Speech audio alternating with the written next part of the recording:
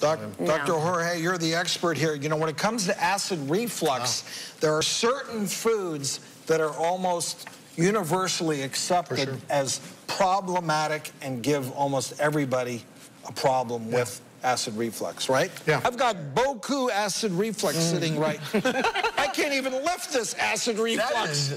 That's a lot of food. Wow, yes. So let's go through some of these lists. And chocolate.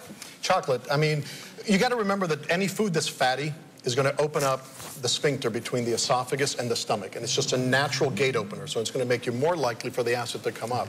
Okay. Going down the list, so sodas, beer. I mean, there's no way you can drink that without belching some of that up. I mean, all of us universally have that. Fried food, the donuts, the fried shrimp, the spring roll. Ooh, and again, the cheese. All of these foods can be bad for you, but they can also be okay if you eat them in moderation. All right, so a lot of what has to do with this is how much you eat. If you overeat, it expands your stomach, you're going to get heartburn. So you don't have to deprive yourself of everything. You know, you just have don't to... eat too much. Nah, Moderation, don't eat too much. back Exactly. to that. And for some people, there are going to be certain triggers amongst that food group that are particular worrisome for you. And you have to listen to your body. If every single time you drink coffee, you get heartburn, it's probably time to put coffee to the side for a while. Decrease. Because a lot of people will just be stubborn. Well, you know what? I'm never going to give up fried chicken. And Dr. But Travis, then a they're lot going of to people suffer the consequences. start the morning with that cup of coffee.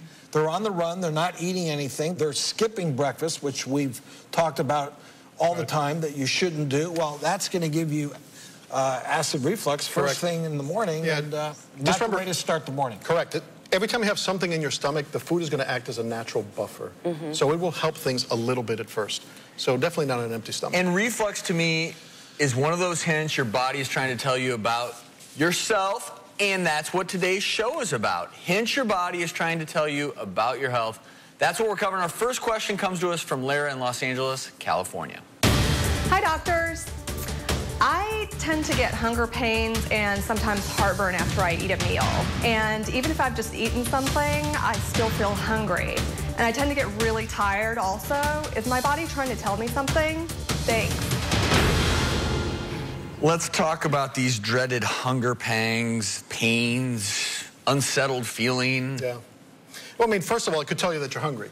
First, but if it comes back all the time, hunger pains could be one of the symptoms of an ulcer. So on an empty stomach, the acid is going to come and just gnaw at that. And some people feel pain, some people feel nausea, some people just feel an empty hunger feeling. So when you eat, like I said, that food neutralizes it, and it's going to feel better temporarily. An hour or two later, you make a lot of acid, and it starts feeling worse. The thing is that if a symptom continues day after day, week after week, it's probably something abnormal. So we're going to gross you out a little bit, and I'm going to show you a cow's stomach.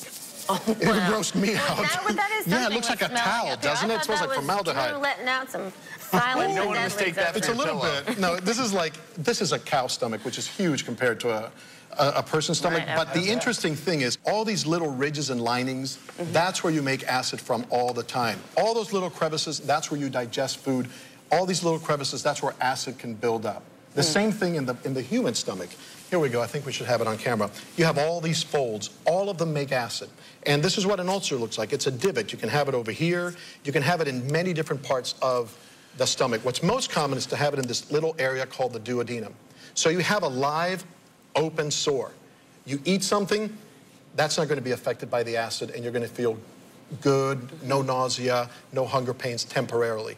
All right? That can lead to obesity. Absolutely it can. I mean, when you have signs of a really prolonged or advanced ulcer, you have weight loss. And especially if, unfortunately, you have cancer in the stomach, which ulcers can lead to, that's weight loss.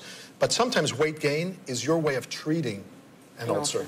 And the real concern with ulcers is, if not properly treated, that ulcer can erode all the way through the stomach wall into your abdomen, create a life-threatening infection, or you know, as we see in alcoholics or other people with illnesses, it can erode into a blood vessel and cause life-threatening bleeding.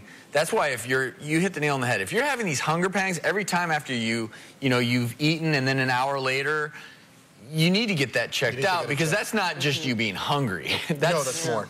Your body telling you something about your health. So some of the treatments are antacid pills that stop the acid production. And imagine the stomach is like an arm. You don't use the arm when it's broken. So what an antacid pill does is it stops the acid production, right, for a month or so, and it heals by itself. If you get a flare-up, you can take good things like liquid antacids, you know, so very simple things. But non-steroidals really make things worse. In summary, the treatment of ulcers has come light years. I mean, back in medical school, when I went to medical school, a lot of these latest generation antacids didn't even exist. Correct. We've gone through. They were doing surgery for ulcers and things like that, doing these cutting vagotomies and all. The vagus nerve, there's a nerve that causes the stomach to make acid, and we used to cut that for people to heal. Now, that surgery is almost unheard of. So you put people on medications that just stop acid production, and a surgery is unheard of. Dr. Jorge. Hey, my pleasure. Always a pleasure. Thank you. Thanks for being with us this morning.